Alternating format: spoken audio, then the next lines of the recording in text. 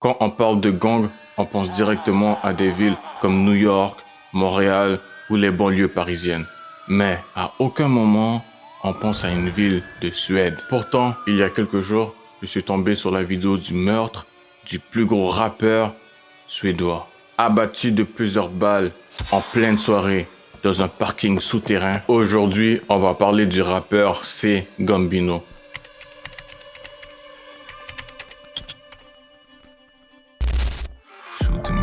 Skjuter alla er som kör. Finns en sanning i det där som ni hör.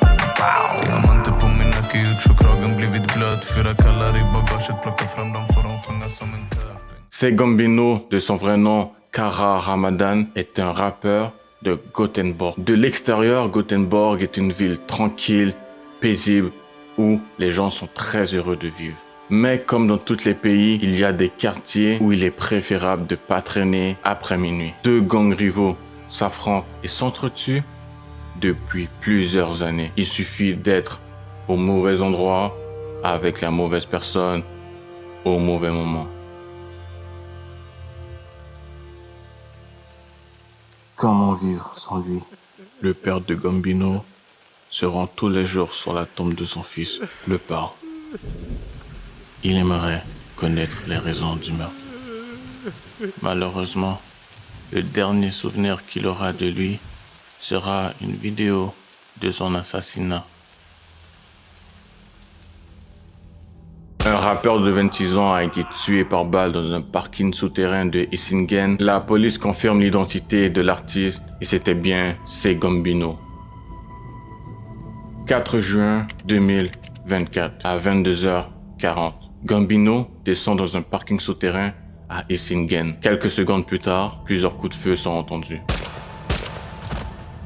L'artiste suédois reçoit plusieurs balles dans le corps. Il tombe.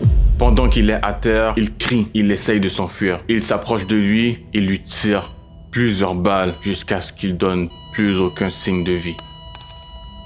Ensuite, le tireur prend la fuite et rejoint une voiture parquée plus loin. Il était accompagné de plusieurs complices. Et comme dans toutes les histoires similaires, la voiture a été retrouvée brûlée à plusieurs kilomètres de la scène du crime. Ce qui rend cette histoire encore plus morbide, c'est que, comme je l'ai dit au début de la vidéo, tout a été filmé. Tout a été filmé et posté sur Internet. D'après moi, la vidéo vient de Telegram, mais la vidéo a énormément circulé sur X, un site accessible à tous. Pour la justice suédoise, ce n'était pas un hasard. Un juge a parlé d'une liquidation préparée dans les moindres détails. Un meurtre froid, glacial.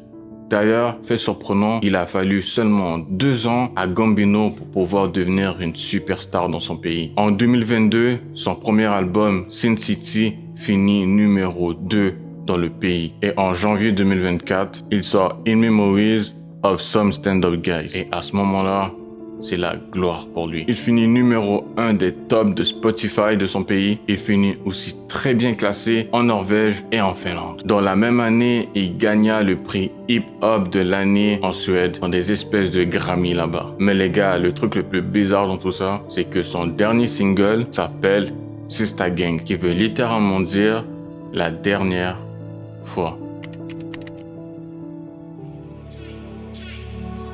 Jag vill bara veta vad du vill, vad jag har dig. Jag vill inte se någon annan komma och ta dig. Kan det vara därför jag har svårt för att dra mig? Hatar att du gör mig till en son.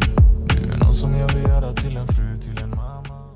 Des centaines de milliers, voire le million de vues pour ces clips qui montrent la vraie rue, le vrai chaos de Gothenburg. Mais la lumière et la gloire, ça peut t'amener de l'argent, des femmes, la popularité, mais ça t'amène surtout des ennemis. En juillet 2025, donc très récemment, 3 hommes ont été condamnés pour complicité de meurtre. Hassan Rabieh prend perpète et les 2 autres prennent 12 et 15 ans de prison. Donc la vraie question, c'est pourquoi? Pourquoi il a été assassiné? On n'a pas vraiment de vraie réponse. Peut-être que c'est par jalousie, peut-être c'est par vengeance, peut-être que c'est juste la suite logique de guerre de gang. Il y a beaucoup d'hypothèses par rapport à ça. Le seul truc que je peux dire, c'est que Gambino a laissé derrière lui beaucoup de fans en deuil, une famille aussi probablement. Mais ça montre surtout que dans tous les pays du monde, il y a des quartiers qu'il faut pas aller. Ça a l'air très joyeux, très incroyable, et c'est pas forcément le cas. Merci d'avoir regardé jusqu'à la fin.